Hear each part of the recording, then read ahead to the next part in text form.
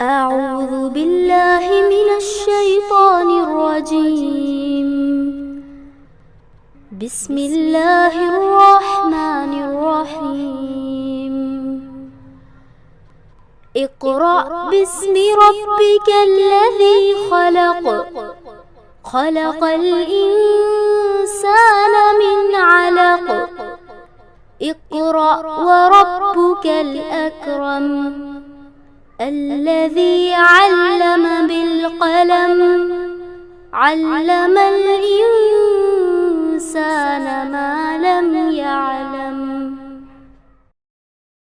الحمد لله رب العالمين والصلاة والسلام على رسوله الكريم والعاقبة للمتقين. أعوذ بالله من الشيطان الرجيم. بسم الله الرحمن الرحيم. اللهم انفعنا بما علمتنا وعلمنا ما ينفعنا وزدنا علما. رب اشرح لي صدري ويسر لي أمري واحلل عقدة من لساني يفقهوا قولي. السلام علیکم ورحمۃ اللہ وبرکاتہ. صحیح مسلم کی حدیث ہے، حضرت ابو ہریرہ رضی اللہ عنہ روایت کرتے ہیں کہ نبی صلی اللہ علیہ وسلم نے کہا کہ جو شخص اللہ اور یوم آخرت پر ایمان رکھتا ہے تو اس کو چاہیے کہ وہ اپنے پڑوسی کو ایذا نہ دے، تکلیف نہ پہنچائے، اور کہا کہ جو اللہ اور یوم آخرت پر ایمان رکھتا ہے وہ اپنے مہمان کی دیکھ بھال کرے، مہمان کا خیال رکھے، اور کہا کہ جو اللہ اور اللہ اور آخرت پر ایمان رکھتا ہے تو وہ کوئی بھلی بات کہے یا پھر وہ خاموش رہے. حضرت ابو ہریرہ رضی اللہ عنہ کا جو اسلام سے پہلے نام تھا عبد شمس، اور اسلام لانے کے بعد آپ کا نام تھا عبداللہ یا عبد الرحمن. اور حضرت ابو ہریرہ رضی اللہ عنہ کو بلیوں سے بہت شوق تھا، بہت لگاؤ تھا، تو اس وجہ سے ان کا یہ لقب تھا ہریرہ. اور یہ حضرت ابو ہریرہ رضی اللہ عنہ جب مدینہ آئے تھے ہجرت کے 7ویں سال میں، جب اللہ کے رسول صلی اللہ علیہ وسلم خیبر گئے تھے، اور یہ حضرت ابو ہریرہ رضی اللہ عنہ وہ اہل صفہ میں سے ایک بہت پرومیننٹ ممبر تھے.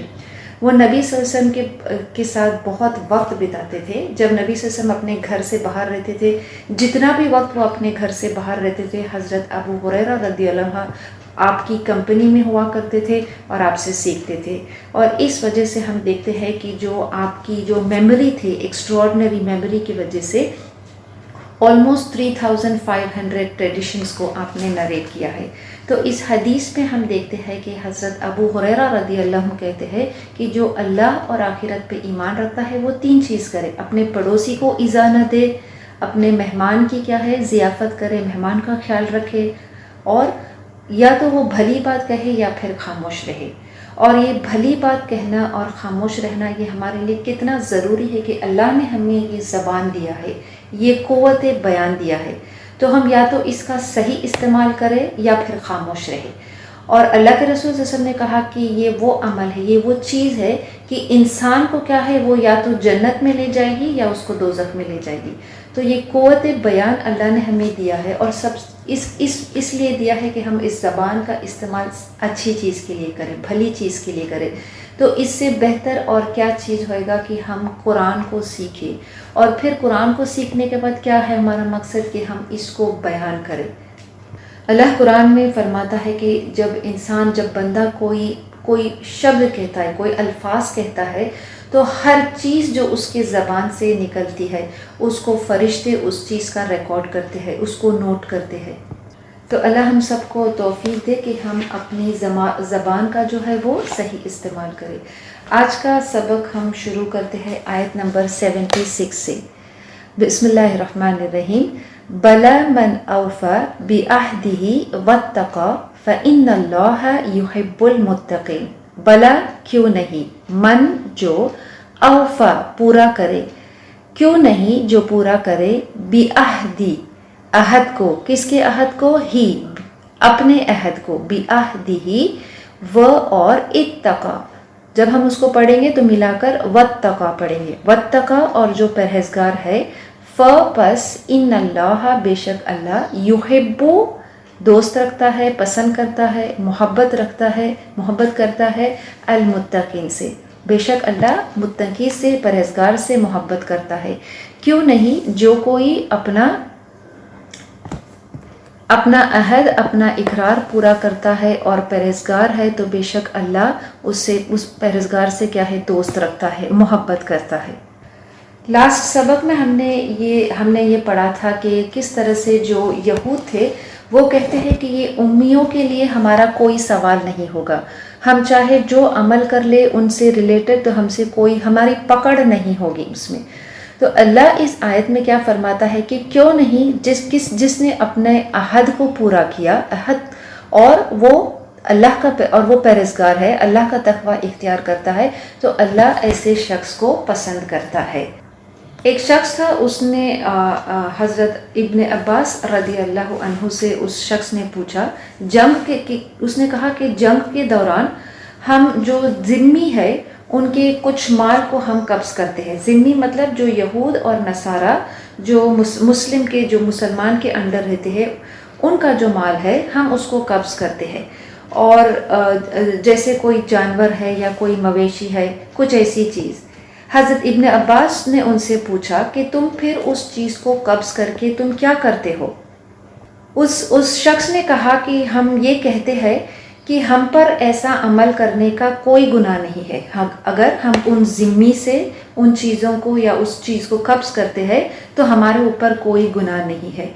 तो हज़रत इब्न अब्बास ने कहा कि यकीनन फिर तुम तो अहले किताब के जैसे हो कि, और फिर उन्होंने ये चीज़ कहा लैसा अलैना फिल उम्मीना सबीलुन, कि जैसे लास्ट आयत में हमने पढ़ा था कि वो अहले किताब में से उन्होंने कहा कि इन उम्मियों के बारे में हम पर कोई पकड़ नहीं होगी। और फिर उन्होंने कहा कि अगर वो ज़िम्मी, अगर वो जिज़िया दे तो फिर तुम्हें कोई हक नहीं बनता है कि तुम उनके माल को क्या है, कब्ज़ करें, एक्सेप्ट उस कंडीशन में कि वो खुद तुम्हें वो चीज़ देने के लिए तैयार है। और फिर अल्लाह ने ये आयत नाज़िल किया बला मन औफा बिअहदिहिम वत्तक़ा। इसका मतलब है कि क्यों नहीं कि जो शख्स अपने अहद को पूरा करता है, अपने वादे को पूरा करता है, जो अल्लाह का तक़वा इख्तियार करता है, जो अल्लाह से डरता है। किस अहद को? ये अहले किताब से कहा जा रहा है कि ए अहले किताब, जो अहद अल्लाह ने तुमसे लिया था, और अल्लाह ने तुमसे क्या अहद लिया था कि तुम इस आखिरी रसूल पर ईमान लाओगे जब वो भेजा जाएगा। और ये चीज़ तो उनके तौरात में मौजूद थी, उनको इसकी हकीकत उनको मालूम थी। और ये अहद जो अल्लाह ने बनी इसराइल से लिया था कि जब आखिरी नबी आएगा तो उस आखिरी नबी पर ईमान लाना तुम्हारे लिए ज़रूरी है, ये तो वो अहद था कि जो अल्लाह ने तमाम नबियों से लिया था। हर नबी जब अपनी कौम के लिए भेजा गया था तो उस नबी से ये अहद लिया गया था कि एक आखिरी नबी आने वाला है और उस आखिरी नबी पर ईमान लाना तुम्हारे लिए ज़रूरी है। तो ये बनी इसराइल से वो अहद लिया गया था जो नबियों से लिया गया था। और फिर इसका ये, और जो अल्लाह से डरता है उसका तकवा इख्तियार करता है का मतलब है कि जो अल्लाह से डरता है उसके अहकाम को तोड़ने से डरता है, जो अल्लाह की इताअत करता है, शरीयत पर चलता है, और जो आखिरी नबी भेजा गया है उस पर ईमान रखता है। तो अल्लाह फरमाता है इन सारी चीज़ों को जो ये अमल करता है, अहद को पूरा रखता है जो अल्लाह ने लिया था। कौन सा अहद था? कि अल्लाह के जो आखिरी नबी है उस पर ईमान लाना, अल्लाह की बताई हुई अहकाम को मानना, उसके प्रोहिबिशंस को मानना। जो ऐसा करता है फ़इन्नल्लाह युहिब्बुल मुत्तक़ीन, तो अल्लाह मोहब्बत करता है, अल्लाह पसंद करता है कैसे? ऐसे शख्स को, ऐसे मुत्तकी को। और मुत्तकी क्या है? हमने अल-बकरा के बिल्कुल शुरू में पढ़ा था कि मुत्तकी की क्वालिटीज़ बयान की गई थी, और यहाँ पे बताया गया कि अल्लाह ऐसे लोगों को, ऐसे मुत्तकी को पसंद करता है। जब हम कुरान पढ़ते हैं तो कुरान में बहुत सी जगह अल्लाह ये बताता है कि अल्लाह किस शख्स को पसंद करता है, अल्लाह को कैसा शख्स पसंद है, कैसे लोग पसंद है। और फिर ये भी बताता है कि अल्लाह को कैसे शख्स पसंद नहीं है, कैसे लोग पसंद नहीं है। तो उन बातों को गौर करें, उन बातों पे ध्यान दें, उन आयतों को देखें कि क्या अमल है कि वो अमल करने से अल्लाह हमसे मोहब्बत करेगा, वो कौन सा अमल है कि वो अमल करने से अल्लाह हमसे मोहब्बत नहीं करेगा। अब हम इस आयत में पढ़े कि अल्लाह मोहब्बत करता है। कैसे लोगों से मोहब्बत करता है? جو اپنے عہدوں کو پورا کرتے ہیں. اور بنی اسرائیل کا یہ ایک خصوصی عمل تھا کہ وہ اپنے عہد کو توڑتے تھے. سورہ مائدہ کے بالکل ابتدا میں اللہ اس سورہ کی جو آیت ہے وہ اس چیز سے شروع ہوتی ہے، اوفو بالعقود، مطلب کہ تم اپنے عہدوں کو پورا کرو. عہد کو پورا کرنا اور اللہ کا تقوی اختیار کرنا یہ ایک یونیورسل رول آف مورالٹی ہے، یہ ایک بیسک ریکوائرمنٹ ہے آف بینگ گاڈ کانشیس. اللہ سے دعا ہے کہ وہ ہمیں اپنے عہدوں کی پابندی اور اس کا تقوی اختیار کرے، کیونکہ ہم چاہتے ہیں کہ اللہ ہم سے محبت کرے اور اپنے اندر وہ متقی کی کوالٹیز کو پیدا کرے.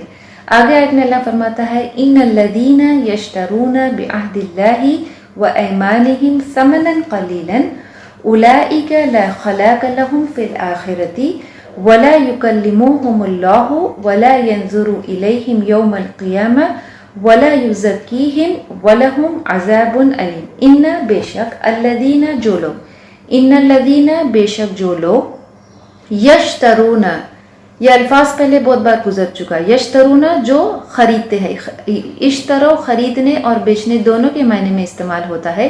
یہاں پہ ہے کہ بے شک جو لوگ اللہ کے عہد کو اشترو حاصل کرتے ہیں، خریدتے ہیں. کس چیز کو؟ بی عہد اللہ، اللہ کے عہد کو. بے شک جو لوگ اللہ کے عہد کو خریدتے ہیں، وَأَيْمَانِهِمْ اور ایمانہم اپنی قسموں کو، ثمناً قیمت. کیسی قیمت؟ قلیلاً تھوڑی قیمت. بے شک جو لوگ اللہ کے اقرار کو، اپنی اللہ کے عہد کو خریدتے ہیں اور اپنی قسموں کو تھوڑی قیمت، اولئک یہی لوگ، لا نہیں، خلا کا حصہ، لہم ان کے لیے، فی الآخرتی آخرت میں. یہی لوگ ہیں کہ جن کے لیے آخرت میں کوئی حصہ نہیں ہے. ولا اور نہیں، یکلمہم اللہ ان سے کلام کرے گا اور نہیں کلام کرے گا اللہ. ولا اور نہ، ینظرو نظر کرے گا، دیکھے گا، الیہم ان کی طرف. کب؟ یوم القیامتی قیامت کے دن. ولا اور نہیں، یزکیہم انہیں پاک کرے گا، نہ ان سے کلام کرے گا، نہ ان کو نظر کرے گا، ان کی طرف دیکھے گا قیامت کے دن، نہ ان کو پاک کرے گا. وَلَهُمْ عَذَابٌ علیم اور ان کے لیے کیا ہے؟ دردناک عذاب ہوگا. تو پہلے یہ کہا گیا کہ جو اپنے عہد کو پورا کرتا ہے تو اللہ اور تقوی رکھتا ہے اللہ کا، تو اللہ ایسے لوگوں کو محبت کرتا ہے. تو پھر اللہ کیسے لوگوں کو محبت نہیں کرتا ہے؟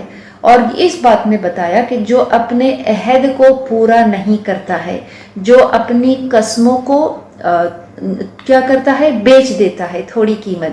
بے شک جو لوگ، ان الذین یشترون بعہد اللہ، بے شک جو لوگ خریدتے ہیں اللہ کے عہد کو، ایمانہم حاصل کرتے ہیں تھوڑی قیمت، ثمناً قلیلا، ایسے لوگوں کے لیے لا خلاق لہم فی الآخرۃ آخرت میں ان کا کوئی حصہ نہیں ہے.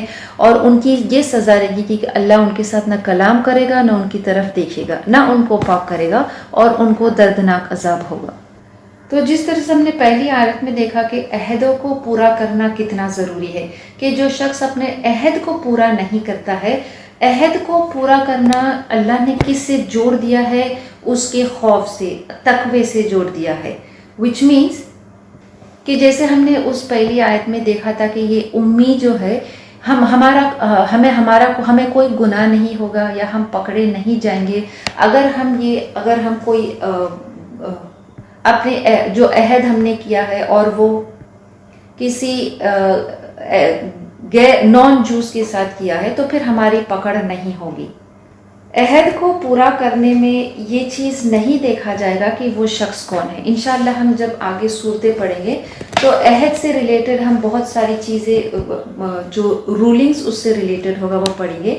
یہاں پر صرف اتنی بات کو دھیان رکھنا ضروری ہے کہ جب ہم کسی شخص کے ساتھ عہد کرتے ہیں تو ہم اس طرح سے نہیں کریں کہ جو عہد ہم نے کیا ہے اگر وہ مسلمان ہے تو پھر ہم اس عہد کی پابندی کریں. We keep up to a promise. اور اگر ہم نے کسی سے کوئی وعدہ کیا ہے، کوئی عہد کرنا مطلب کچھ ٹو میک اے پرومس، کوئی وعدہ کرنا کہ ہم فلاں کام کریں گے یا ہم ان کی مدد کریں گے، جو بھی ہے. تو اگر یہ عہد ہم کسی غیر مسلم سے کرتے ہیں اور یہ سوچتے ہیں کہ اب ہم اس عہد کو توڑ سکتے ہیں کیونکہ وہ مسلمان نہیں ہے، تو یہ تو بنی اسرائیل کا عمل ہے کہ انہوں نے کیا سوچا کہ یہ غیر یہود جو ہے ان کے ساتھ ہم اپنے عہد کو توڑ سکتے ہیں۔ تو اللہ اس آیت میں فرماتا ہے کہ جو لوگ، یہ نہیں کہا کہ کسی مسلمان کے لیے، ان الذین یشترون بعہد اللہ، کہ جو اللہ کے کیا ہے عہد کو توڑتا ہے اس کے لیے آخرت میں کوئی حصہ نہیں ہوگا۔ تو پھر تو یاد رکھے کہ جو عہد ہے چاہے وہ مسلمان کے ساتھ کرے غیر مسلم کے ساتھ کرے، وہ عہد کی پابندی کرنا بہت ضروری ہے۔ اللہ تو ایسے لوگوں سے کیا کرتا ہے؟ محبت رکھتا ہے۔ بلکہ اس آیت میں اللہ نے یہ کہا کہ جو اپنے عہد کو پورا نہیں کرتا، so which means not fulfilling your promises is as if کہ انہوں نے کیا کیا ہے کہ اللہ کے عہد کو انہوں نے کیا ہے بیچ دیا ہے، حاصل کیا ہے تھوڑی قیمت۔ جو اپنے عہدوں کی پابندی نہیں رکھتے ہیں، نہیں کرتے ہیں، تو پھر وہ کیا کرتے ہیں؟ وہ تھوڑی سی قیمت حاصل کرتے ہیں۔ اور عہد کی پابندی کس سے ہے؟ عہد کی پابندی سب سے پہلے عہد کی پابندی ہے اللہ سے، کہ اللہ نے ہم سے ایک عہد لیا۔ اللہ نے ان بنی اسرائیل سے جس طرح سے عہد لیا، اللہ نے ہر ایک انسان سے یہ عہد لیا ہے۔ کیا عہد لیا ہے؟ الست بربکم، کہ کیا میں تمہارا رب نہیں ہوں؟ تو سارے لوگوں نے اس کا جواب دیا قالوا بلا، کیوں نہیں؟ تو اس سب سے پہلے اس عہد کی پابندی کرنا ہے کہ اللہ کو اپنا رب ماننا ہے اور اس کی اطاعت کرنا ہے۔ اور پھر اللہ کے عہد کے بعد پھر وہ اللہ نے یہ عہد لیا ہے کہ جو منصب، جو مقام، جو ذمہ داری جو ان کو دیا گیا تھا بنی اسرائیل کو، اس کو نبھانا تھا، اس عہد کو نبھانا تھا، لیکن انہوں نے اس عہد کی پابندی نہیں کی۔ اللہ نے جو ان سے یہ عہد لیا تھا تو اس عہد کی پابندی انہوں نے نہیں کی۔ تو اس عہد کی پابندی نہ کرنے کا جو کانسیکوینس ہے، اللہ ان کو یہاں پہ بتاتا ہے کہ اللہ کیا کرے گا؟ ان کو آخرت میں کوئی حصہ نہیں دے گا۔ جب ہم کسی شخص سے ناراض ہوتے ہیں تو ہمارا جو رویہ کیا ہوتا ہے؟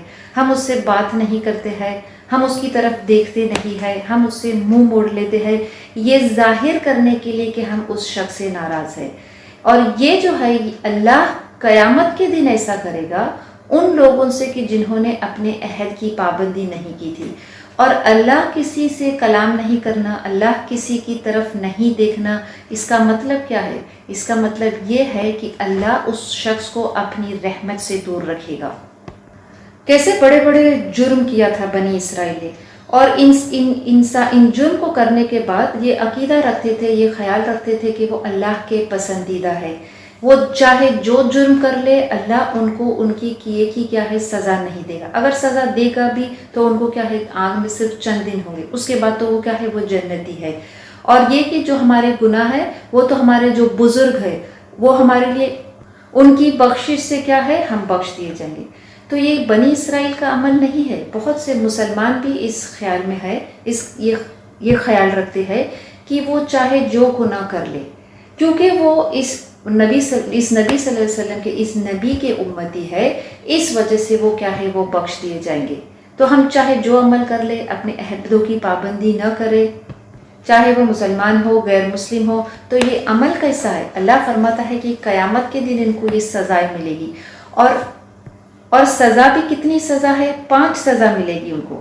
آخرت میں نمبر 1، آخرت میں ان کو کوئی حصہ نہیں ملے گا۔ دوسرا، اللہ ان سے کلام نہیں کرے گا، اللہ ان سے بات نہیں کرے گا۔ تیسرا، اللہ ان کی طرف دیکھے گا بھی نہیں۔ چوتھا، اللہ ان کو پاک نہیں کرے گا۔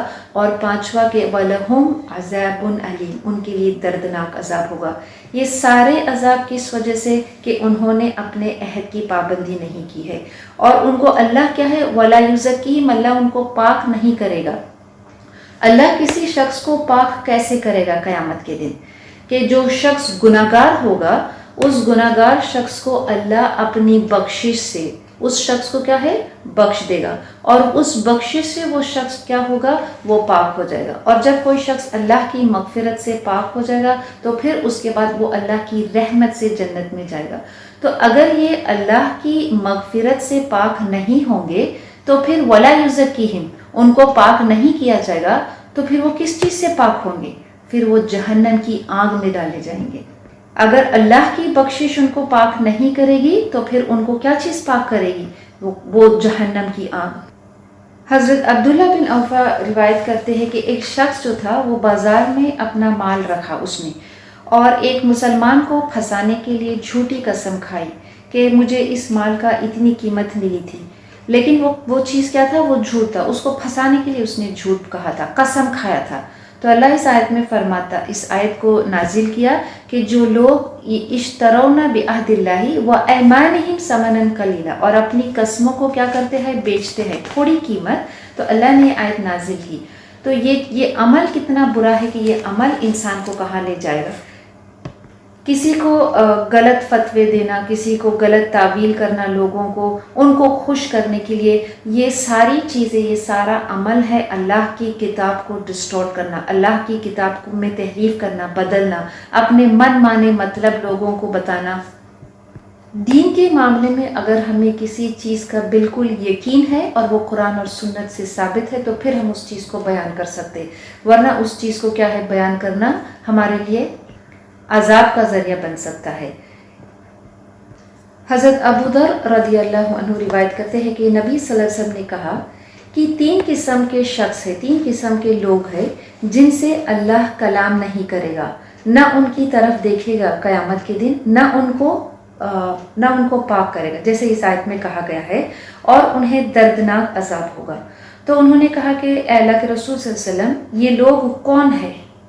مطلب یہ کیسے لوگ ہیں، یہ کون لوگ ہیں جنہیں یہ سزا ہوگی اور ان کا یہ کیا نقصان ہوگا؟ اور انہوں نے اس چیز کو 3 بار دہرایا۔ اللہ کے رسول صلی اللہ علیہ وسلم نے اس جواب کو جو انہوں نے سوال پوچھا تھا اس کو 3 بار اس اسٹیٹمنٹ کو دہرا کے کہا کہ وہ 3 لوگ کہ جن سے اللہ کیا ہے نہ ان سے کلام کرے گا، نہ ان کی طرف دیکھے گا اور نہ ان کو پاک کرے گا۔ یہ وہ ہے کہ جو سب سے پہلا جو شخص اپنے لباس کو وہ اپنے ایڑیوں کے نیچے رگڑتا ہے، یہ مردوں کے لیے ہے۔ اور پھر دوسرا یہ کہ وہ ایک شخص وہ جھوٹ بول کر کیا ہے اپنے مال کو بیچتا ہے، جھوٹی قسم کھا کر اپنے مال کو بیچتا ہے۔ اور تیسرا وہ شخص کہ جو صدقہ کرتا ہے اور لوگوں کو ریمائنڈ کرتا ہے، لوگوں پہ احسان جتاتا ہے۔ تو کسی بھی بات میں جھوٹی قسم کھانا کیا ہے؟ بہت برا عمل ہے۔ اور اس جھوٹی قسم کو کھا کر یہ سوچنا کہ ہمیں اس سے فائدہ حاصل ہوگا، اللہ کیا فرماتا ہے؟ یہ تو بہت تھوڑی قیمت ہے، یہ تھوڑا فائدہ تم حاصل کرتے ہو، تمہارے یہ آخرت میں کیا ہے؟ کوئی حصہ نہیں رہے گا۔ اللہ کے رسول صلی اللہ علیہ وسلم نے کہا کہ جو جھوٹی قسم کھاتا ہے اور کسی مسلمان کی کسی چیز کو یا کسی پراپرٹی کو، جائیداد کو ہڑپتا ہے، تو اللہ قیامت کے دن وہ کیسے ملاقات ہوگی اللہ کی اس سے کہ اللہ کے غضب کا وہ سامنا کرے گا۔ الاشتا کہتے ہیں کہ یہ آیت یہ مجھ سے ریلیٹڈ، یعنی کنسرننگ می یہ آیت نازل ہوئی تھی۔ انہوں نے کہا کہ ان کے پاس ایک زمین تھی، زمین کا ایک ٹکڑا تھا کہ جو یہود کے پاس رکھا گیا تھا، اور وہ یہود جو تھا وہ ان کے اس حق کو دینے سے انکار کر رہا تھا۔ اس شخص نے کیا ہے اللہ کے رسول صلی اللہ علیہ وسلم سے یہ شکایت کی، تو اللہ کے رسول صلی اللہ علیہ وسلم نے ان سے پوچھا کہ کیا تمہارے پاس اس بات کا کوئی ثبوت ہے کہ وہ زمین وہ تم نے اس یہود کے پاس رکھی ہے؟ تو اس شخص نے کہا کہ نہیں، میرے پاس کوئی ثبوت نہیں ہے۔ پھر اللہ کے رسول صلی اللہ علیہ وسلم نے اس یہود سے کہا کہ کیا تم قسم کھا کے یہ بتا سکتے ہو کہ یہ زمین یہ تمہاری ہے؟ تو اس شخص نے کہا جس نے اس یہود کے پاس وہ زمین رکھی تھی کہ اے اللہ کے رسول صلی اللہ علیہ وسلم، وہ شخص وہ یہود اگر قسم کھائے گا تو وہ جھوٹی قسم کھائے گا، اور میں اپنی جو پراپرٹی ہے I will lose my property، میں اپنی زمین کو کھو دوں گا۔ تو اللہ نے اس آیت کو نازل کیا کہ جو کوئی جھوٹی قسم کھاتا ہے اس کے لیے آخرت میں کوئی حصہ نہیں ہے۔ آگے آیت میں اللہ فرماتا ہے وَإِنَّ مِنْهُمْ لَفَرِيقًا يَلْوُونَ أَلْسِنَتَهُمْ بِالْكِتَابِ لِتَحْسَبُوهُ مِنَ الْكِتَابِ وَمَا هُوَ مِنَ الْكِتَابِ وَيَقُولُونَ هُوَ مِنْ عِنْدِ اللَّهِ وَمَا هُوَ مِنْ عِنْدِ اللَّهِ وَيَقُولُونَ عَلَى اللَّهِ كَذِبًا وَهُمْ يَعْلَمُونَ وَإِنَّ اور بے شک مِنْهُمْ اور بے شک ان میں سے لَفَرِيقًا ایک فریق، ایک گروہ، یلوون وہ مروڑتے ہیں, ٹویسٹ کرتے ہیں, السنتہم اپنی زبان کو, دے ٹویسٹ دیئر ٹنگس اپنی زبان کو مروڑتے ہیں, بالکتابی کتاب میں, مطلب کتاب کے الفاظ میں اس کو پڑھتے وقت, لتحسبوہ تاکہ تم اس کو سمجھو, من الکتابی کہ وہ کتاب سے ہے, وما حالانکہ ہوا وہ من الکتابی کتاب سے نہیں ہے, وہ اور یقولون وہ کہتے ہیں ہوا من عند اللہ یہ تو اللہ کی طرف سے ہے, وما ہوا من عند اللہ لیکن وہ اللہ کی طرف سے نہیں ہے, وَيَقُولُونَ عَلَى اللَّهِ كَذِبٌ اور وہ کہتے ہیں اللہ کے لیے جھوٹ, وَهُمْ يَعْلَمُونَ اور وہ جانتے ہیں. اللہ کی لعنت ان یہود پر ہے, ان لوگوں پر ہے کہ جو اللہ کی کتاب کو کیا ہے بدلتے ہیں, اس میں تحریف کرتے ہیں اور اس کے الفاظ کو کیا ہے اپنی زبان سے ٹویسٹ کرتے ہیں, مروڑتے ہیں, اس کو اپنی اصل جگہ سے, اصل مقام سے اس کو بدل دیتے ہیں, یا تو اس کے الفاظ میں یا اس کے معنی میں, اور یہ اس لیے کرتے ہیں تاکہ وہ لوگوں کو کیا ہے گمراہ کرے. کیسے لوگوں کو؟ جو کتاب کا علم نہیں رکھتے ہیں, جو جاہل ہے, ان کو گمراہ کرنے کے لیے, اور وہ اللہ کی کتاب سے الفاظ کو اس طرح سے وہ ٹویسٹ کرتے ہیں, اس طرح سے مروڑتے ہیں تاکہ جو سننے والا ہے اس کو ایسا محسوس ہوئے کہ یہ تو کیا ہے اللہ کی کتاب سے ہے, اور وہ کہتے بھی ہے کہ یہ اللہ کی کتاب سے ہے, حالانکہ وہ اللہ کی کتاب سے نہیں ہے. اور اس بات کو بھی وہ جانتے ہیں, اس جھوٹ کو بھی وہ جانتے ہیں کہ وہ جو کہہ رہے ہیں وہ جھوٹ ہے. کیسے بڑے بڑے جرم وہ کیا کرتے تھے جو بنی اسرائیل تھے, جو یہود تھے, کہ وہ اللہ کے عہد کی پابندی نہیں کرتے تھے, اپنی قسموں کو بیچ دیتے تھے, اللہ کی کتاب میں بدل کرتے تھے, الفاظ کو بدل دیتے تھے, اس لیے کہ اللہ نے ان کو اس کتاب کی جو حفاظت کا ذمہ ان کو دیا تھا, اور اس منصب کو, اس عہد کو کیا انہوں نے کیا تھا کہ اس اللہ کی کتاب کو ہی انہوں نے بدل دیا تھا. یہ وہ وجہ تھی کہ اللہ نے وہ منصب ان سے چھین لیا تھا, اور پھر یہ کتاب جو اللہ نے نازل کیا, جو آخری کلام, اس کو کوئی شخص اس کو بدل نہیں سکتا ہے, کیونکہ اس کی حفاظت کا ذمہ اللہ نے خود لیا ہے. اللہ فرماتا ہے سورہ کہف میں, الحمدللہ الذی انزل علی عبدہ الکتاب, کہ اللہ کا شکر ہے اس کے لیے کہ جس نے یہ کتاب کو اپنے عبد پہ نازل کیا, وَلَمْ يَجْعَلْ لَهُ عِوَجًا اور اس میں کسی قسم کی کجی ٹیڑھ کچھ نہیں ہے, کیونکہ اس کتاب کی حفاظت کی ذمہ داری اللہ نے خود لیا ہے. اللہ کی کتاب کو پڑھتے ہوئے اپنی زبان کو اس طرح سے موڑنا کہ الفاظ کچھ سے کچھ بن جاتا ہے.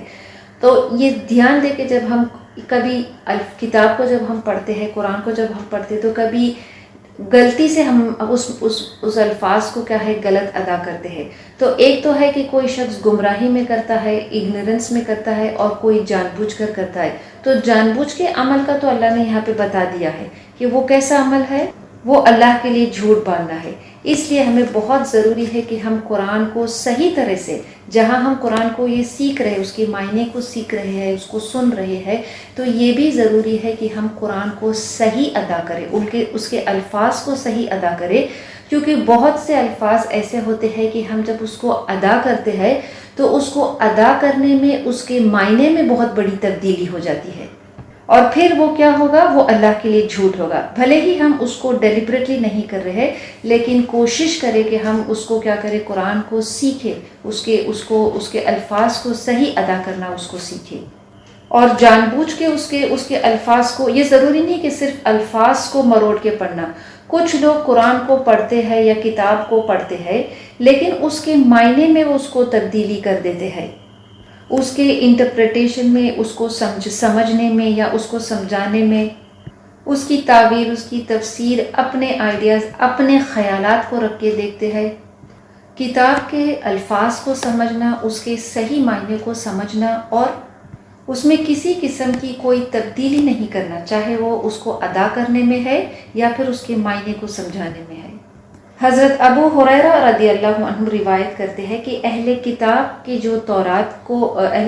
وہ تورات کو پڑھتے تھے, اور تورات جو ہے ان کی عبرانی زبان میں نازل ہوا تھا, تو وہ تورات کو پڑھتے جو عبرانی میں تھا, اور اس کا جو مطلب ہے, اس کا جو میننگ ہے, وہ مسلمانوں کو سمجھاتے تھے اور مسلمانوں کو عربی زبان آتی تھی. نبی صلی اللہ علیہ وسلم نے کہا کہ ان کی بات کو نہ ان کو تکذیب کرو، نہ ان کو ایکسیپٹ کرنا ہے، نہ ان کو جھوٹا بتانا ہے، لیکن ان سے یہ کہنا ہے کہ ہم اللہ پہ ایمان رکھتے ہیں اور جو ہم پہ نازل ہوا ہے ہم اس پہ ایمان لاتے ہیں. تو یہ کتنا ضروری ہے ہمارے لیے کہ ہم اس قرآن کو عربی زبان میں، اللہ نے اس قرآن کو عربی زبان میں نازل کیا ہے تو ہمیں ضروری ہے کہ ہم اس زبان کو سیکھیں. اہل کتاب کا یہ سب سے بڑا جرم تھا، یہ ان کا کرائم تھا کہ انہوں نے اللہ کی کتاب کو بدل دیا تھا اور اس کی وجہ سے کئی لوگوں کو گمراہ کیا تھا، اللہ کے لیے جھوٹ باندھ کے. اور سب سے بڑا جو اہل کتاب نے سب سے بڑی تحریف، سب سے بڑا جھوٹ، سب سے بڑا ٹویسٹڈ لائی جو انہوں نے اللہ کے لیے باندھا تھا، اپنی کتاب کو بدل دیا تھا یہ کہہ کے کہ عیسیٰ علیہ السلام اللہ کے بیٹے ہیں. یہ سب سے بڑا جھوٹ تھا جو اہل کتاب نے انہوں نے اللہ کے لیے کہا تھا کہ اللہ نے کوئی کتاب میں یہ نازل نہیں کیا تھا کہ عیسیٰ علیہ السلام اللہ کے بیٹے ہیں. کہاں سے یہ عقیدہ پیدا ہو گیا، کہاں سے یہ چیز انوینٹ ہو گیا؟ یہ ان کی اس ٹویسٹڈ فیکٹ سے، یہ انہوں نے کس طرح سے اپنی زبان کو اس کو ٹویسٹ کر کے، اس کو مروڑ کے اللہ کی کتاب کو انہوں نے بدل دیا. قرآن اللہ کا کتنا بہترین کلام ہے جس میں کوئی کجی، کوئی ٹیڑھ نہیں ہے، کوئی شک نہیں ہے، اور وہ اس کی آیتیں بالکل صاف اور واضح ہے. اور اللہ ہمیں قرآن میں اس کی حقیقت بیان کرتا ہے کہ پچھلے قوموں نے اپنی کتاب کے ساتھ کیا عمل کیا تھا. تو ہم ان آیتوں کو جب پڑھتے ہیں تو یہ آیتیں صرف اس وقت یا اس دور کے لیے نہیں ہے.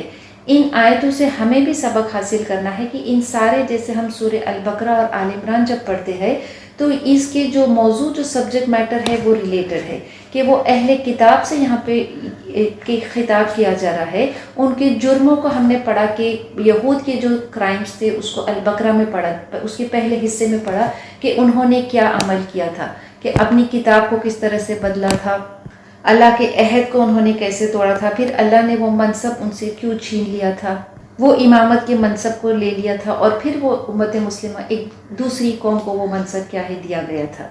تو یہ منصب جو ہمیں ملا ہے یہ بہت ذمہ داری کا ہے. اگر ہم بھی ان کے جیسا عمل کریں، ان کے جیسا رویہ کریں کہ ہم اپنے عہدوں کو توڑتے ہیں، ہم اگر اپنی کتاب کو بدل دیتے ہیں، ہم اس کو ٹیکسٹ میں تو نہیں بدل سکتے کیونکہ اس کا ذمہ اللہ نے لیا، لیکن اس کو کسی بھی طرح سے اس کے معنی میں بدلنا، اس کے سمجھنے میں بدلنا، یا قرآن کی کسی بھی بات کو لے کے شک پیدا کرنا کہ یہ آیت جو ہے اللہ نے یہ اگر اس طرح سے اگر نازل کی ہوتی تو یہ بہتر ہوتا، یہ آج کے دور کے حساب سے یہ اپلیکیبل نہیں ہے، یہ ویلڈ نہیں ہے، یا اس احکام میں کچھ تھوڑی ریلیکسیشن ہوتا، کچھ تھوڑی تبدیلی. یہ ساری چیزوں کو کیا ہے، اور پھر یہ چیز دوسروں تک پہنچانا، ان کے ذہن میں، ان کے دماغ میں یہ ڈاؤٹس کریٹ کرنا، یہ شک پیدا کرنا. تو یہ پھر آہستہ آہستہ اس چیز کو کیا ہے وہ بدلنے کی کوشش کرتے ہیں تاکہ جو سمجھنے والا جو انسان ہے، اس آیت میں کیا بتایا کہ وہ اس طرح سے کتاب کو پڑھتے ہیں کہ جو سننے والا ہے شخص اس کو یہ محسوس ہوئے کہ یہ اللہ کی طرف سے، حالانکہ وہ اللہ کی طرف سے نہیں ہے. تو قرآن کو جب ہم پڑھتے ہیں، اس کو جب بیان کرتے ہیں تو پھر ایسا نہ کرے کہ اپنے کچھ پرسنل آئیڈیاز، اپنے کچھ پرسنل خیالات کو بیان کر کے یہ کہے کہ اس کو دین کا لیبل لگا دے، اپنے خیالات، اپنے آئیڈیاز کو کیا ہے بیان کر کے پھر یہ کہے کہ یہ اللہ نے کہا ہے. یہ چیز بہت غلط ہے. اور یہ کہنا کہ یہ اللہ کی طرف سے ہے. کیا عیسیٰ علیہ السلام نے کبھی کہا تھا کہ میں اللہ کا بیٹا ہوں، میں خدا ہوں، مجھے میری عبادت کرو؟ بلکہ انہوں نے تو کہا تھا کہ میرا رب اور تمہارا رب وہ تو اللہ ہے. یہ کہاں سے یہ کانسیپٹ ان کا آ گیا، کانسیپٹ آف ٹرینٹی؟ کیسے وہ حق کو بدل دیتے ہیں، اس حق کو کس طرح سے وہ مروڑ کے حقیقت کو جو ہے وہ ٹویسٹ کر کے بتاتے ہیں.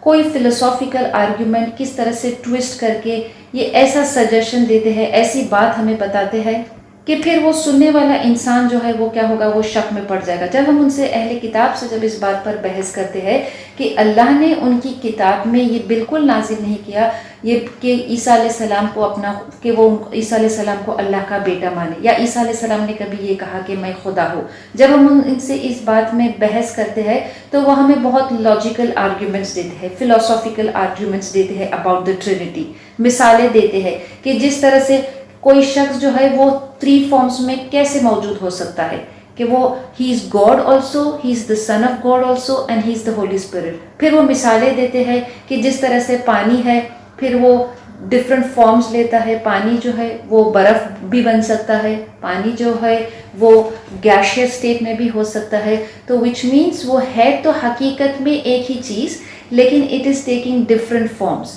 تو یہ طریقے کے فلاسافیکل آرگیومنٹس بتاتے ہیں. قرآن کتنا بہترین اللہ کا کلام ہے. ہم کوئی اس قسم کی مثال نہیں دیتے ہیں کیونکہ یہ ساری چیزیں، یہ ساری مثالیں کہ کس کی کیا کون سی چیزیں ہیں، دے آر دا کریشن. اور اللہ قرآن میں فرماتا ہے لیس کمثلہ شیء، دیر از نتھنگ لائک ہم. تو وی کین ناٹ کمپیئر. ہم اللہ کو اتنی بڑی ہستی کو اس کی کریشن سے، آئس واٹر گیس سے کمپیئر نہیں کر سکتے ہیں. اللہ کون ہے، اس کی حقیقت کیا ہے، بالکل صاف الفاظ میں بہت ہی چھوٹی آیت سورہ میں اللہ نے کہا کہ اے نبی صلی اللہ علیہ وسلم قل کہہ دو، قل هو اللہ احد، کہ وہ کون ہے، وہ اللہ ہے، وہ ایک ہے. اللہ الصمد لم یلد ولم یولد ولم یکن لہ کفوا احد. کوئی ٹیڑھ، کوئی کجی، کوئی کنفیوژن اس میں نہیں ہے. اللہ کو ایسی ہم مثالوں سے، آئس واٹر گیس، یہ ساری چیزوں سے ہم کمپیئر نہیں کر سکتے ہیں. He is far beyond all of those things. جب بھی قرآن میں اس کا ذکر آتا ہے کہ وہ اللہ کے ساتھ کسی کو شریک ٹھہراتے ہیں، وہ اہل کتاب میں سے ہو یا مشرکین میں سے ہو، تو فوراً اس کے بعد اللہ کی عظمت بیان کی گئی ہے. سبحان اللہ عما یشرکون، کہ اللہ بہت پاک ہے، بہت بڑا ہے اس سے جو جن چیزوں سے وہ اس کے ساتھ شریک ٹھہراتے ہیں. اللہ کے رسول صلی اللہ علیہ وسلم کے پاس جب یہ یہود آتے تھے تو وہ کس طرح سے اپنی زبان کو مروڑ کے السلام علیکم کے بدلے السلام علیکم کہتے تھے. سننے والے کو ایسا لگے گا کہ وہ سلام کہہ رہے ہیں، لیکن حقیقت میں وہ اپنی زبان کو مروڑ کے کیا کہتے تھے، السلام علیکم.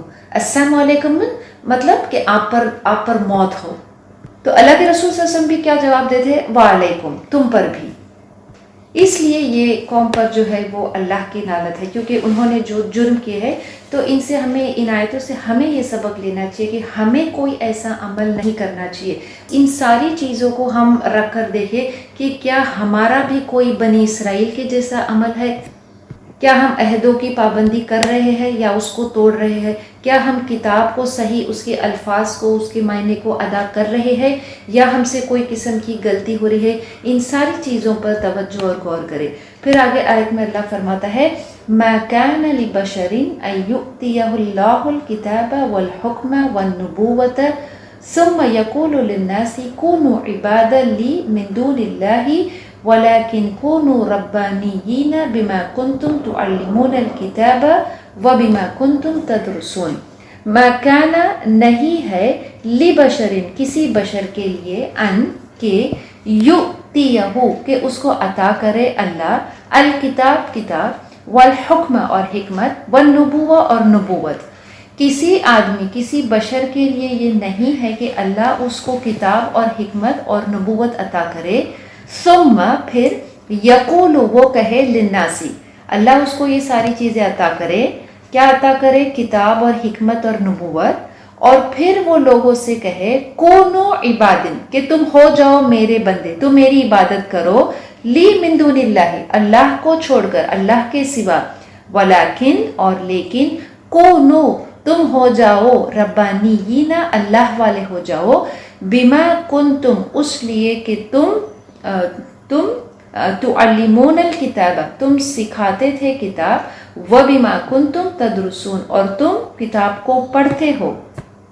کیا عیسیٰ علیہ السلام نے، کیا موسیٰ علیہ السلام نے، کیا نبی صلی اللہ علیہ وسلم نے، کیا کسی بھی نبی نے اپنی قوم سے، لوگوں سے یہ کہا کہ تم اللہ کو چھوڑ کر ہماری عبادت کرو، میری عبادت کرو؟ نہیں.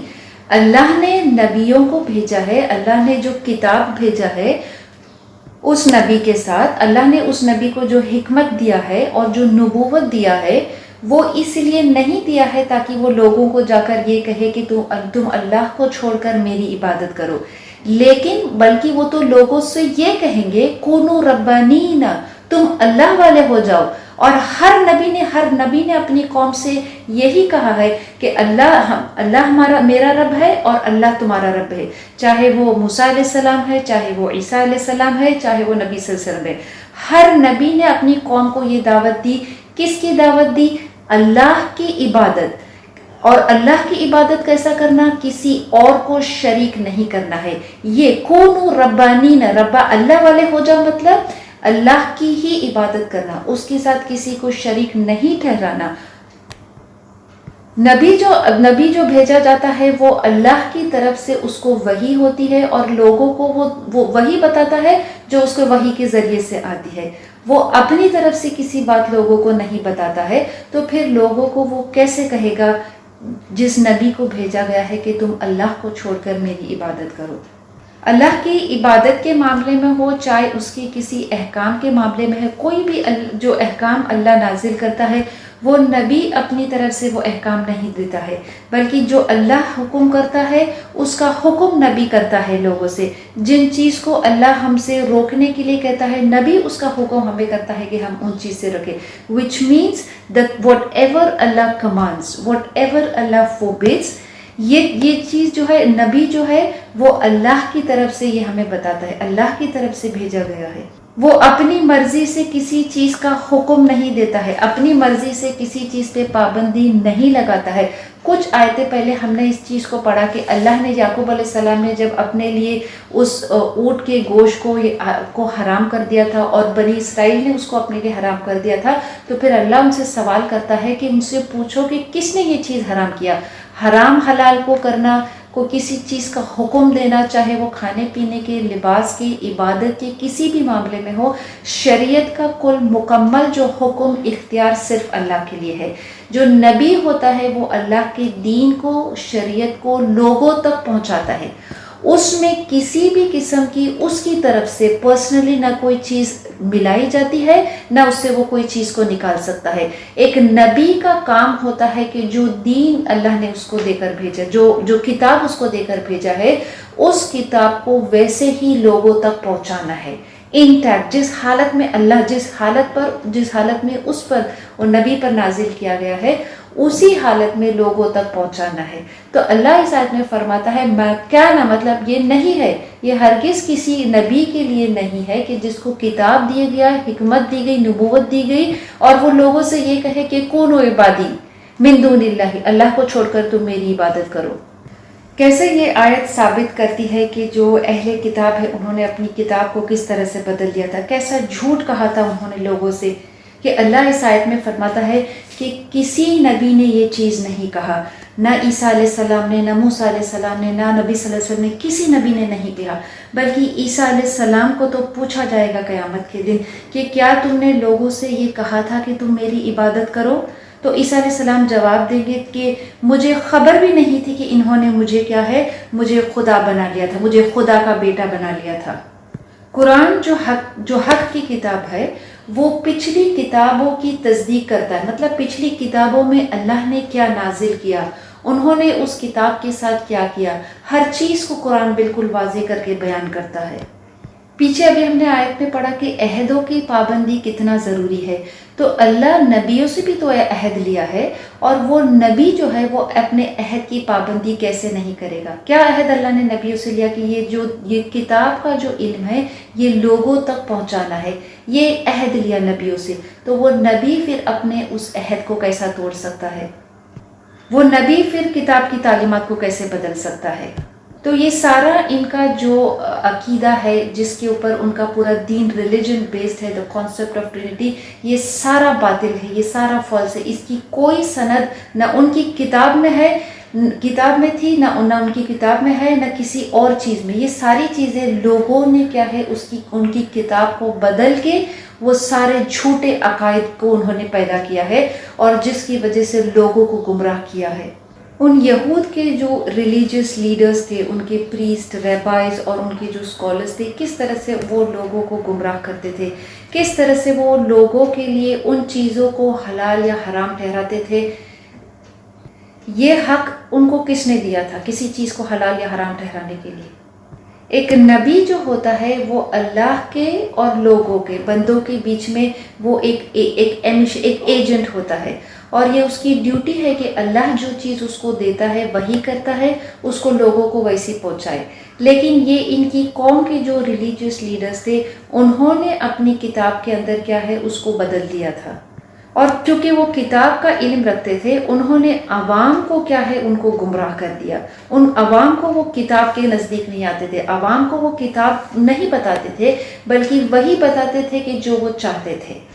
کتنی صاف الفاظ میں اللہ نے اس آیت میں کہا ہے کہ نبی کبھی لوگوں کو یہ بات نہیں کہے گا کہ تم اللہ کو چھوڑ کر میری عبادت کرو، بلکہ وہ تو لوگوں کو کہے گا کہ تم اللہ والے کیا ہے ہو جاؤ، تم اللہ کے حکم ماننے والے ہو جاؤ. بلکہ نبی تو لوگوں سے کیا کہتا ہے، کونو ربانین. ابن عباس اور بہت سے اور دوسرے صحابہ یہ کہتے ہیں کہ اس کا مطلب ربانیون means to be wise, to be learned and to be forbearing. اور پھر آگے بتایا کہ تم کیوں اللہ والے بن جاؤ، بما کنتم تعلمون الکتاب، کہ تم کتاب کو کیا ہے، تم کتاب کو سیکھتے ہو. You are the one who is teaching the book. اور وَبِمَا كُنْتُمْ تَدْرُسُونَ، اور تم اس کو اسٹڈی کرتے ہو اور تم اس کو پڑھتے ہو. So whoever learns the Quran deserves to become a learned person. وَبِمَا كُنْتُمْ تَدْرُسُونَ and you are studying it. تم اس کتاب کو اسٹڈی کرتے ہو، تم اس کو پڑھتے ہو. اس کا مطلب preserving its word. اس آیت میں جیسے اللہ ان اہل کتاب سے یہ کہہ رہا ہے کہ اہل کتاب تمہاری عقل کو کیا ہو گیا ہے، تم کتاب کو پڑھتے ہو، تم کتاب کو سکھاتے ہو، تم یہ ایسی بات کیسے کہتے ہو. اور ہم نے اس سورے کے شروع میں بھی دیکھا تھا کہ یہ جو نجران سے جو وفد آیا تھا اللہ کے رسول صلی اللہ علیہ وسلم سے، جو مدینہ میں جب آپ تھے، اس بات پر بحث کرنے کے لیے کہ عیسیٰ علیہ السلام کو آپ خدا کا بیٹا کیوں نہیں مانتے ہیں. تو یہ وفد جو آیا تھا یہ اللہ کے رسول صلی اللہ علیہ وسلم کے ساتھ یہ اس بات پہ آرگیو کرنے آیا تھا. اور مدینہ میں رہنے والے جو یہود تھے وہ بھی ان کے ساتھ مل کر اللہ کے رسول صلی اللہ علیہ وسلم سے وہ پوچھ رہے تھے کہ کیا ہم پھر کیا ہم ان کی عبادت کر سکتے ہیں، کہ کیا ہم کوئی نبی کی عبادت کر سکتے ہیں. تو یہ آیت کو اللہ نے بھی نازل کیا کہ کوئی نبی کسی لوگوں کو یہ حکم نہیں دے گا کہ وہ اس کی عبادت کرے. نبی کو تو بھیجا جاتا ہے لوگوں کو انسٹرکٹ کرنے کے لیے کہ وہ اللہ کی عبادت کرے. تو وہ لوگوں سے کیسے کہیں گے کہ وہ تم ہماری عبادت کرو. تعلمون اور تدرسون مطلب کتاب کی جو تعلیم ہے اس کو سیکھنا، اس کو سکھانا، اور اس کتاب کو سیکھنے اور سکھانے سے لوگوں کا تعلق جوڑنا. تدرسون اور تعلمون، کتاب کو سیکھنا اور سکھانا بھی چاہیے. یہ علم کا اصول ہے کہ کتاب کو کیا ہے سیکھنا چاہیے. کس لیے سیکھنا چاہیے؟ سکھانے کے لیے سیکھنا چاہیے. اور کتاب کو سیکھنا کیوں چاہیے؟ سکھانے کے لیے. تو یہ علم کا ایک اصول ہے، اور یہ قرآن کا جو حق ہے اس میں سے ایک ہے کہ ہم قرآن کو کیا ہے اس کو سیکھیں، اس کو سمجھے، اور پھر اس کو سیکھنے اور سمجھنے کے بعد کیا کرے، پھر ہم اس کو دوسروں کو سکھائے اور دوسروں تک پہنچائے. پھر آگے آیت میں اللہ فرماتا ہے وَمَا يَأْمُرُكُمْ أَن تَتَّخِذُوا الْمَلَائِكَةَ وَالنَّبِيِّينَ أَرْبَابًا أَيَأْمُرُكُمْ بِالْكُفْرِ بَعْدَ إِذْ أَنْتُمْ مُسْلِمُونَ. وہ اور لا نہیں، یأمرکم حکم کرے تم کو، اور نہ وہ تمہیں حکم دے گا ان تتخذوا کہ تم ٹھہراؤ، تم بناؤ الملائکہ کسی فرشتے کو یا فرشتوں کو، والنبیین اور نبی کو، اربابن پروردگار. نبی جو بھیجا جاتا ہے وہ لوگوں کو یہ بتانے کے لیے نہیں بھیجا جاتا ہے کہ تم ہماری عبادت کرو، بلکہ لوگوں کو یہ اس لیے بھیجا جاتا ہے تاکہ وہ لوگوں سے کہے کہ تم اللہ کی عبادت کرو، تم اللہ والے ہو جاؤ. اور وہ لوگوں کو یہ حکم بھی نہیں کرتا ہے کہ تم فرشتوں کو یا اس کے نبیوں کو پروردگار سمجھو. ایامرکم کیا وہ تمہیں حکم دے گا؟ کیا کوئی نبی تمہیں یہ سکھائے گا، یہ حکم دے گا بالکفری کفر کرنے کا؟ کوئی نبی یہ کفر کرنے کا حکم لوگوں کو دے سکتا ہے کہ تم مجھے میری عبادت کرو؟ کیا عیسیٰ علیہ السلام لوگوں کو یہ حکم دے سکتے ہیں، دیا ہوگا کہ تم اللہ کو چھوڑ کر میری عبادت کرو؟ بعد اذ انتم مسلمون، اس کے بعد کہ تم مسلمان ہو گئے. تو مطلب کہ کوئی نبی ایسا عمل، ایسا کام نہیں کر سکتا، چاہے وہ نبی صلی اللہ علیہ وسلم ہو یا عیسیٰ علیہ السلام ہو. کتنی واضح طریقے سے قرآن نے بتا دیا ہے کہ عیسیٰ علیہ السلام نے کبھی خدائی کا دعویٰ نہیں کیا تھا. چاہے اللہ نے اس نبی کو کتنا بڑا معجزہ کیوں نہیں عطا کیا تھا کہ عیسیٰ علیہ السلام کی پیدائش جو تھی وہ معجزہ نہ تھی. عیسیٰ علیہ السلام مردوں کو زندہ کرتے تھے. نبی صلی اللہ علیہ وسلم آسمانوں پر گئے تھے. موسیٰ علیہ السلام نے اللہ سے کلام کیا تھا. لیکن ان ساری چیزوں نے ان کو کوئی خدائی کا وہ کیا ہے منصب نہیں عطا، خدائی کا وہ کیا ہے وہ منصب ان کو نہیں مل سکتا ہے، کیونکہ بندہ جو ہے وہ عبد ہی رہے گا. اللہ کے ساتھ کوئی شریک نہیں ہے، نہ کوئی فرشتہ ہے، نہ کوئی نبی ہے، نہ کوئی انسان ہے، نہ کوئی اور چیز ہے. اللہ وحدہ لا شریک لہ ہے. کل اختیار اللہ کا ہے. اللہ نے فرشتوں کو کچھ کام کے لیے مقرر کیا ہے. اللہ نے نبیوں کو دنیا میں بھیجا ہے. وہ بشر ہی ہے، لیکن ان کو اللہ نے کچھ اسپیشل کوالٹیز دیے ہیں کہ پھر وہ لوگوں تک وہ اس کلام کو پہنچائے. لیکن وہ خدائی کا دعویٰ نہ انہوں نے کبھی کیا ہے، نہ وہ کر سکتے ہیں.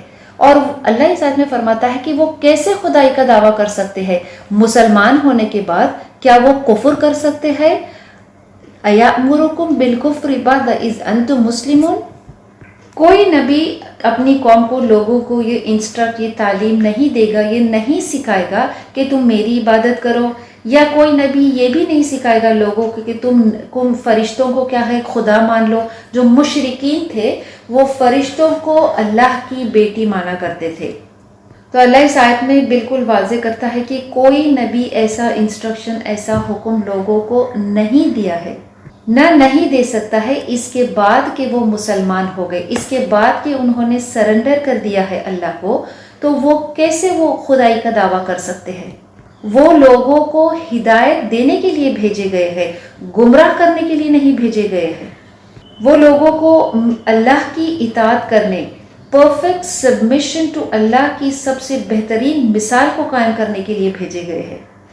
حضرت ابن عباس روایت کرتے ہیں، صحیح مسلم کی حدیث ہے کہ نبی صلی اللہ علیہ وسلم نے کہا کہ جو شخص ایمان کی لذت کو پانا چاہتا ہے، اس کو محسوس کرنا چاہتا ہے، تو پھر وہ کیا ہے، وہ اس بات سے then he has to be pleased with Allah as his Lord. کہ جو شخص ایمان کی لذت کو حاصل کرنا چاہتا ہے کہ اس کو چاہیے کہ پھر وہ کیا ہے، وہ صرف ایک رب کی عبادت کرے، اور پھر وہ اسلام کو اپنا کوڈ آف لائف، یہ دین الحق اس کو مانے، اس شریعت کو نافذ کرے، اور پھر وہ نبی صلی اللہ علیہ وسلم کو رسول مانے.